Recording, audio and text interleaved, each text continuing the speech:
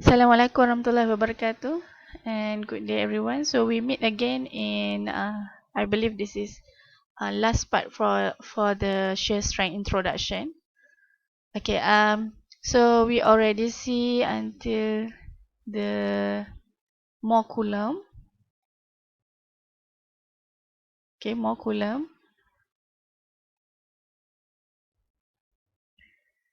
So we know that cohesive and also internal friction angle is two important parameter for the shear strength, and we know that for a certain more coulomb condition, if we have a circle, half of the circle that touching the failure envelopes, so we can read the limit of the shear strength at failure, and also the normal strength at failure. Okay, shear strength at failure and normal strength at failure. And in the same time, we also can define the theta, and theta is 45 degree plus internal friction angle divided by 2 by equations. And in the similar condition, if we know that we have a minor principal stress, okay, minor principal stress is any stresses applied to the soil sample or the soil that laid let's say laid under the ground. This is soil sample. Okay, soil sample. So stress, minor principal stress is actually all the confined stress that affect to the soil, and major principal stress, stress 1. So this is stress 3. So what is stress 1 is if we have any additional stress, deviator stress, delta stress from the building and so on. So stress 1, major principal stress is stress 3. Stress 3 plus the delta. Okay, wait. Stress 3 plus the delta stress. Plus the delta stress or deviator stress. Deviator stress. Okay. So stress 1. So if we have stress 3 here, stress 1 here, and it touching the failure envelope, the Mohs circle for the respective sample touching the failure envelope, so we can get the value, okay, value of stress at failure and also shear strength at failure. And we also can get the relationship between stress 1 and stress 3. As long as we know the stress 3, we can get the stress 1. Similarly, we can also obtain, if we only know the stress 1, we can get the stress 3 by using this equation, both equation. And how we define this equation is actually comes from a big picture of the Mohs circle condition itself. If you further learn more in your master level and so on, we can have actually a lot condition of Mohs circle that we can see, and from that condition we can define the relationship for the stress 1 and also the stress 3. Okay. So I think that's all for the Mohs circle failure criterion, more coulomb failure criterion. So let's see now how the stable and failure condition can be represented in the failure associated with the failure envelope and also the Mohs circle. So let's say we have two different soil element, one at the failure zone, okay, failure envelope, and another one is at the stable condition. So this is the results that we can plot from the different samples. So X touching the failure envelope indicate that the soil sample is at the danger condition, at the failure condition danger. Meanwhile, for the Y, as it is stable and it did not touching the failure envelope. But somehow, if let's say we increase the loading at the slope,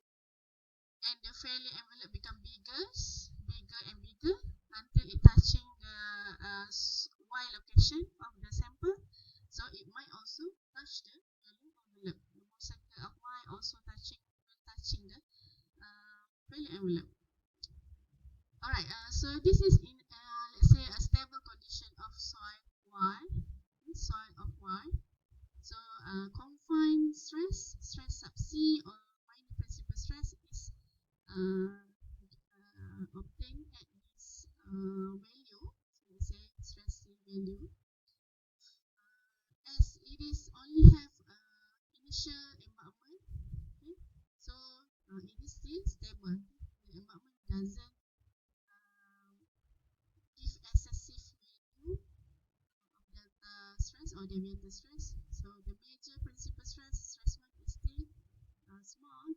So the ball circle is not touching the failure envelope. So it is a stable condition. Stable condition. But when we further adding the embankment, add more height to the embankment, more soils, okay? Soils here. So we can see the delta stress or deviator stress is bigger, much more bigger. So it is initial condition like this. So it adding more delta stress, deviator stress. Deviator stress come from the external loading of embankment, additional embankment. Finally, the loading will progress. Most of the it will touching the failure Envelope. So it will fail. Alright. So the orientation of failure plane. Okay.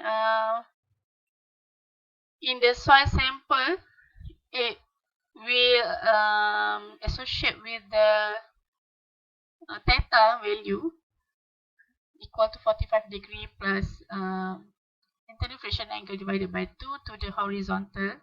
So the failure plane in the soil sample usually represented by theta value. As I mentioned just now, stress confined is vertical. Stress major principal stress, stress confined plus the deviator stress is assessed in the due to the horizontal condition. Alright, so last but not least for the introduction part is let's see the soil type factor and how the more column will react to the different soil type factor. So we know that we might have a cohesionless soil. We also can have cohesive soil, sticky soil. Cohesionless soil is granular soil such as sand, sandy, and cohesion soil is combination of the cohesive and also cohesionless soil. So cohesionless soil usually have a sticky value, cohesion value is equal to 0. So here is cohesion at prime, means at effective stress condition. Thus, if we have a cohesionless soil, the strain force only comes from the internal friction angle. So we can plot the failure line, garis kegayalan or failure line, cross to the origin of the graph.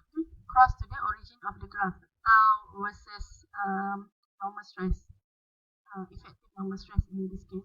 So phi due to the effective normal stress, so phi also in the effective stress, effective strength. So phi prime, V prime.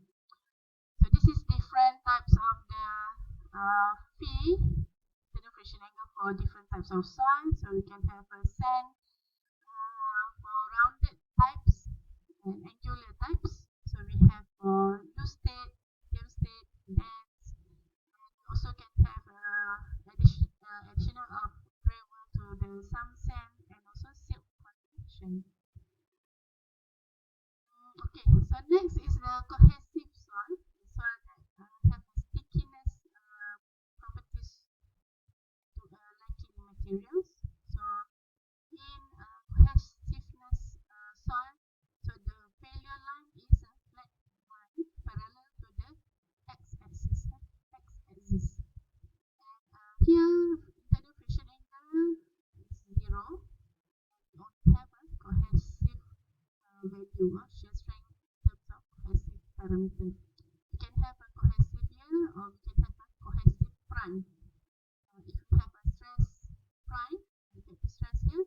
C is equal to C prime.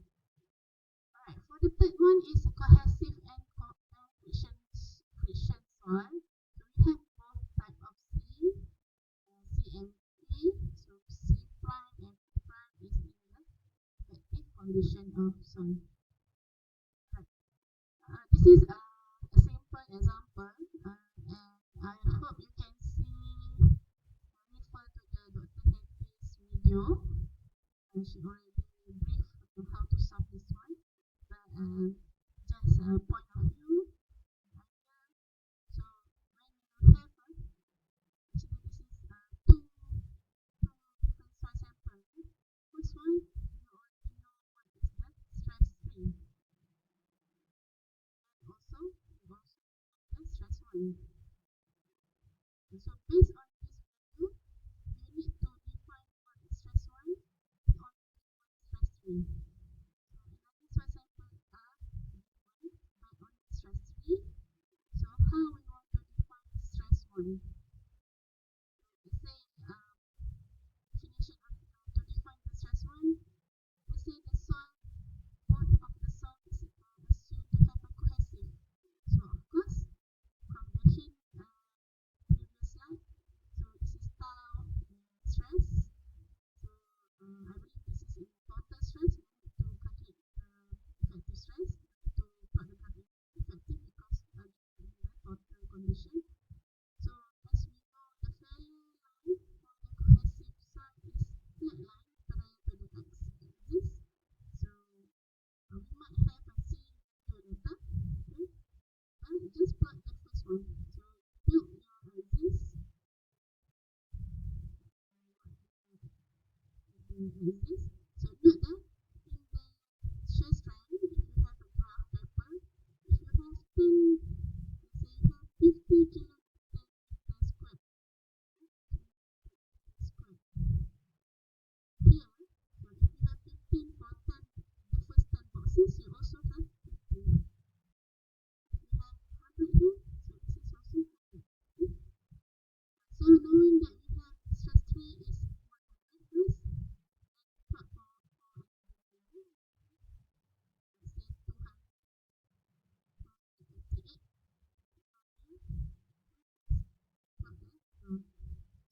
So C,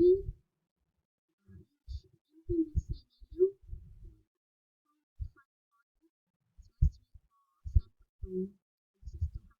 So this is 200. Just obey the plot the circle to so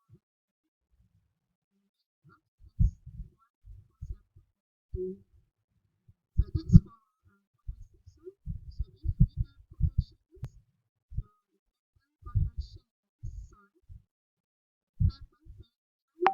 towards to crossing the origin, their failure line. So similarly, this is stress total, and we have tau. Similar approach. If you have 50 kilopascal here, you also note that this is 50. So if it is 100, equal length also 100. So here you got 102. Let's say this is here 288. So you plot the graph. Usually failure line is the dotted one, and the curve is straight line. So make sure you plot the curve first, and after that you plot the failure line, touching the curve. Failure line should be touching the curve. And from the failure line you get the angle of friction angle, and define for stress 1 based on new value of stress 3. So stress 3 for sample number 2, you do the curve touching to the failure line. So I think that's all for the part 1. See you again in next session. Assalamualaikum.